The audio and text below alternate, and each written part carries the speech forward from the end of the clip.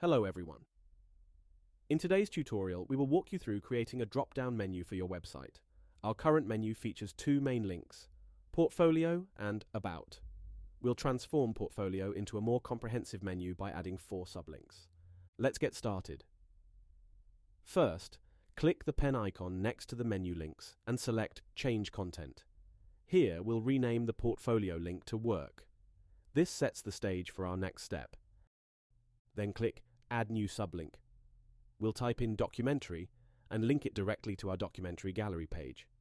We'll do the same for the remaining galleries and repeat these steps to add sublinks for fashion, interior, and portraits.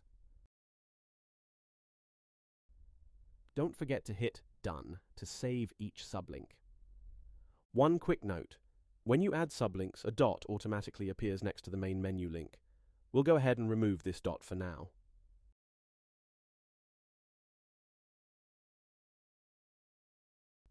Now, whenever you hover over the Work link, your new sublinks will appear, neatly displayed in a drop-down menu format.